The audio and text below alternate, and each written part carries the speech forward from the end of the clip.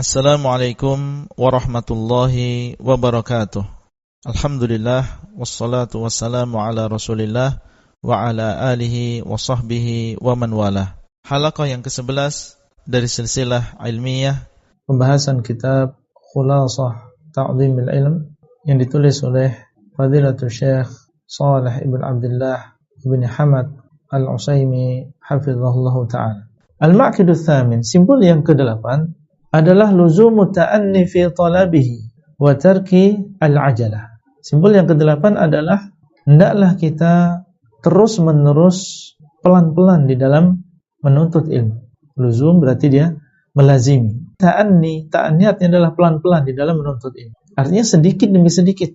Ini termasuk pengagungan kita terhadap ilmu. Jadi jangan dikira mengagungkan ilmu kemudian antum mempelajari ilmu dalam satu waktu dalam jumlah yang banyak. Ingin misalnya dalam satu hari selesai menghafal kitab tauhid, atau dalam satu hari ingin menghafal Thalathatul Usul. Ya, ini tergesa-gesa nih. Harusnya termasuk penghormatan dia terhadap ilmu.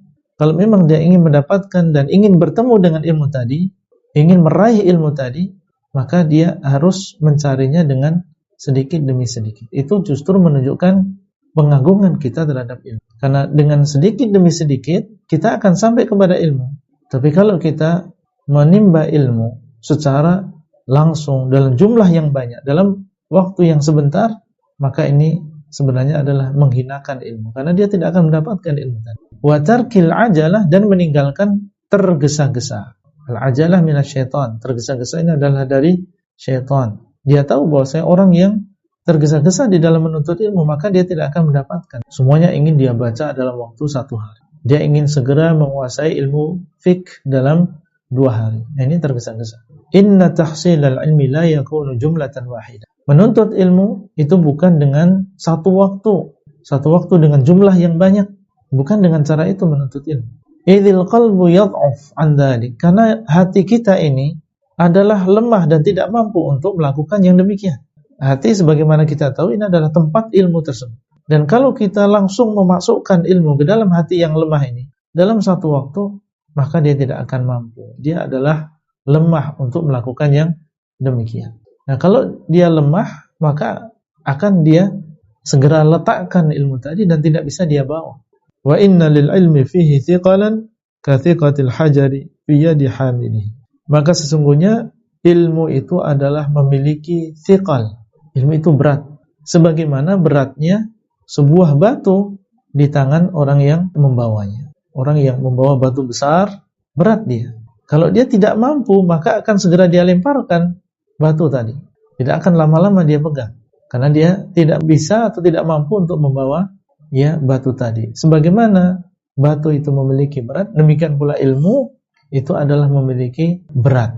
Sehingga kalau hati kita tidak mampu untuk membawa ilmu tadi, karena dalam satu waktu kita masuki dan kita masukkan ilmu tadi ke dalam hati kita, maka dia akan segera meletakkan dan tidak mampu untuk membawanya. Ini yang menjadikan banyak orang yang awalnya dia semangat untuk menuntut ilmu, akhirnya dia putus, akhirnya dia futur, karena dia tergesa-gesa melihat orang lain, ternyata dia bisa bicara, ternyata dia memiliki pengetahuan yang luas tentang ilmu. Kemudian dia menganggap bahwa ilmu itu bisa didapatkan dalam waktu 1 hari, dalam waktu 2 hari.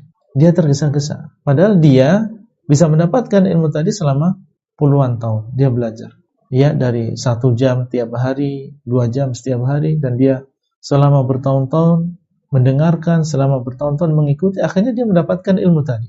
Sebagian orang tergesa-gesa. Sehingga justru ini menjadi sebab dia tidak istiqamah di atas ilmu. Qala ta'ala, Allah mengatakan, inna sanulqi 'alaika qawlan tsaqilan, sungguhnya kami akan melemparkan kepadamu ucapan yang berat. Maksudnya adalah Al-Qur'an. Akan mewahyukan kepadamu ucapan yang berat, yaitu qaulallah, kalamullah, ai Al-Qur'an, yaitu Al-Qur'an. Allah mensifati kalamnya ini adalah ucapan yang berat. Wa idza kana hadza wasfal Qur'anil muyassar. Kalau ini adalah sifat dari Quran yang sudah dimudahkan oleh Allah. Kama qala ta'ala, Allah mengatakan, wa laqad yassarnal Qur'ana lidzikr. Dan sungguh kami telah mudahkan Al-Qur'an untuk dijadikan sebagai peringatan. Berarti Allah mensifati Al-Qur'an dengan sesuatu yang sudah dimudahkan oleh Allah. Dia mudah, tapi disifati oleh Allah, dia adalah ucapan yang tsaqilan, ucapan yang berat. Famadh-dhannu bighairihi minal ulum. Kalau Quran saja yang disifati sesuatu yang dimudahkan oleh Allah, dikatakan oleh Allah itu adalah ucapan yang berat, lalu bagaimana dengan ilmu-ilmu yang lain? Waqad waqa'a tanzilul Quran ri'ayatan li hadzal amri munajjaman mufarraqan. Dan turunnya Al-Quran adalah dengan berangsur-angsur. Munajjaman bukan dalam satu waktu, tapi dalam beberapa lama, beberapa waktu. Mufarraqan dan berpisah-pisah, terpisah-pisah. Turun satu ayat, turun dua ayat, turun satu surah, dan seterusnya. Tidak diturunkan oleh Allah Azza wa Jalla dalam satu waktu. Kenapa ini dilakukan oleh Allah Azza wa Jalla? Ri'ayatan li hadzal amr, untuk menjaga perkara ini, yaitu supaya, karena yang namanya ilmu itu didapatkan dengan pelan-pelan. Ilmu itu didapatkan dengan pelan-pelan, bukan didapatkan secara langsung dalam satu waktu. Allah ingin mengajarkan kepada kita bahwasanya ilmu itu didapatkan dengan sedikit demi sedikit. Bi'tibaril hawadits wan nawazil. Turun ayat-ayat yang ada dalam Al-Quran sesuai dengan kejadian dan juga peristiwa.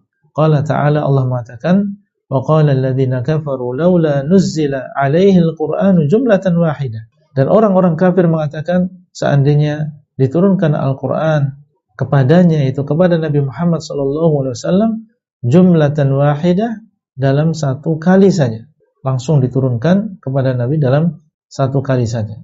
Itu ucapan orang-orang kafir. Dan ini menunjukkan bahwasanya Al-Quran diturunkan kepada Nabi SAW dalam waktu yang berbeda-beda, secara bertahap. Kadzalika linutsabbita bihi fuadak. Demikianlah supaya kami menguatkan dengan cara seperti itu fuadak, hatimu. Karena Al-Qur'annya adalah tsaqil, suatu yang berat. Tapi ketika diturunkan satu ayat, dipahami oleh Nabi, diamalkan, dua ayat, dipahami oleh Nabi dan diamalkan, maka akan menegakkan hatinya. Demikian pula kalau ilmu kita pelajari sedikit demi sedikit, maka kita insyaallah akan istiqamah di dalam menuntut. Kalau kita tergesa-gesa dan mengikuti hawa nafsu dan mengikuti syaitan, maka tidak lama seseorang akan terputus dari menuntut ilmu agama. Warattalnahu tartila, dan kami mentartil Al-Quran dengan sebenar-benarnya. Wa hadhil ayah, maka ayat ini hujjatun fi luzumi ta'anni fi talabil ilm. Maka ayat ini adalah dalil tentang keharusan untuk pelan-pelan di dalam menuntut ilmu. Yaitu ayat yang berisi tentang turunnya Al-Quran secara bertahap. Wa tadarruji fihi, dan keharusan untuk bertingkat-tingkat di dalam menuntut ilmu. Artinya sedikit demi sedikit. Dimulai dari yang paling penting. Dari yang paling penting pun kita mempelajari sedikit demi sedikit. Tadi yang kita sampaikan, ilmu tauhid itu adalah ilmu yang paling penting. Dalam mempelajari ilmu tauhid juga kita mempelajarinya sedikit demi sedikit. Sehari 1 jam, sehari 2 jam. Kalau dikumpulkan kita akan selesai satu kitab. Wa tarkil ajalah, dan meninggalkan tergesa-gesa. Kama dzakarahu al-Khatib al-Baghdadi fil Faqih wal Mutafaqqih wal Raghib al-Asfahani fi Muqaddimati Jami' at-Tafsir, seperti disebutkan oleh Khatib al-Baghdadi di dalam kitab beliau Al-Faqih wal Mutafaqqih, dan juga disebutkan oleh Ar-Raghib al-Asfahani di dalam Muqaddimah Jami' at-Tafsir, menyebutkan bahwasanya ayat ini merupakan dalil keharusan kita untuk pelan-pelan di dalam menuntut ilmu agama. Wa min syi'ri Ibn Nahas Al-Halabi qauluhu rahimahullah. Di antara syair Ibn Nahas Al-Halabi adalah ucapan beliau, al-yawma syai'un wa ghadan mithluhu min nukhabil ilmi allati tultaqat. Hari ini adalah syai'. Hari ini sesuatu. Maksudnya hari ini kita mempelajari sesuatu yang sedikit saja, satu permasalahan. Wa ghadan mithluhu, dan besok kita mempelajari satu permasalahan lagi. Dari ilmu-ilmu yang terpilih tadi, min nukhabil ilmi allati tultaqat yuhassil mar'u biha hikmatan. Dari pilihan-pilihan ilmu tadi yang diambil sedikit demi sedikit. Hari ini dia ngambil satu, besok ngambil satu. Maka seseorang akan mendapatkan hikmah. Maka dia akan mendapatkan ilmu. Dari mana para ulama mereka mendapatkan ilmu? Ya karena mereka sedikit demi sedikit mereka menuntut ilmu tadi. Satu ayat dipelajari, besok satu lagi, besok satu lagi. Sehingga muncullah seperti Ibnu Taimiyah, Ibnu Qayyim, An-Nawawi, Ibnu Hajar, yang mereka dulu belajarnya sedikit demi sedikit, bukan langsung menjadi seorang ulama, tidak, atau sehari dua hari mereka menghafal, tidak, tapi dari sedikit demi sedikit, dan mereka bersabar, akhirnya mereka menjadi seorang yang berilmu. Wa innamas sailu ijtima'un nuqat. Sesungguhnya yang namanya banjir itu apa? Hakikatnya adalah berkumpulnya titik-titik air.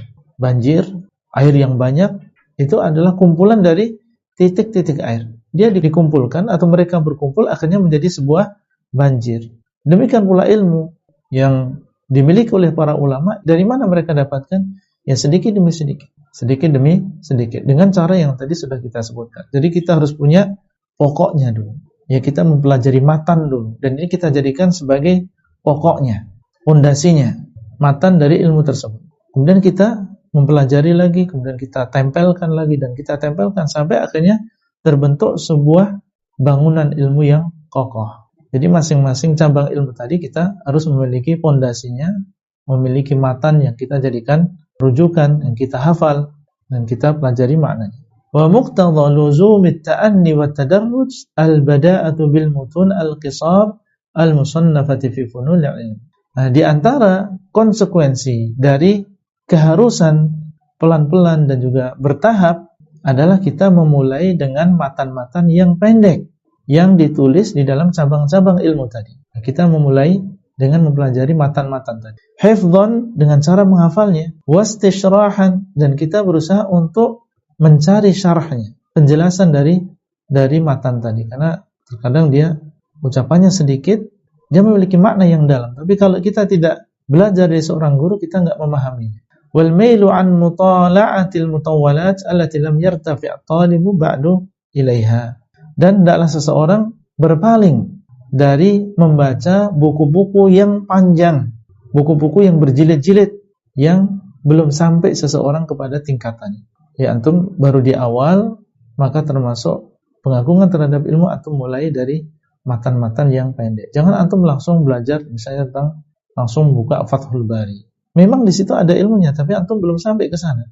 Banyak nanti habis waktunya antum mempelajari mungkin 10 halaman, antum enggak paham semuanya, habis waktunya.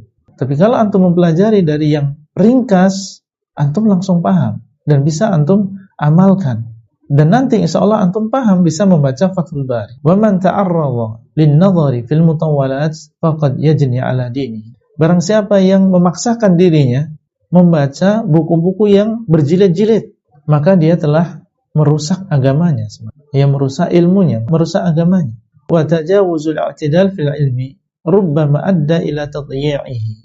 Dan melanggar keseimbangan di dalam ilmu. Harusnya antum mempelajari yang ringkas-ringkas dulu, tapi antum memaksakan diri antum untuk mempelajari buku-buku yang berjilid-jilid, yang antum belum sampai ke sana sebenarnya.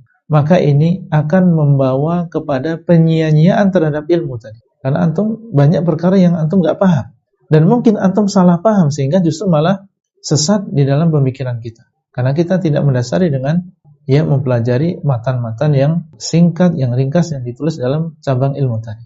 Wa min bada'i' al-hikam qaulu Abdul Karim Ar-Rifa'i ahadi syuyukhil ilmi bi Dimashq Asy-Syam fil qarnil madhi ta'amul kibar summus sighar.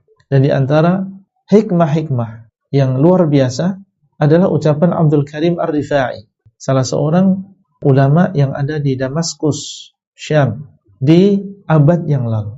Beliau mengatakan ta'amul kibar summus sighar. Makanan bagi orang yang sudah besar itu menjadi racun bagi anak yang masih kecil. Yang kita makan enak dia, tapi kalau kita berikan kepada anak yang masih umur 1 bulan, 2 bulan, maka ini bisa meninggal dia. Kenapa? Karena dia belum waktunya untuk memakan makanan tadi. Dia minum susu dari ibunya, itu yang cocok dengan dia.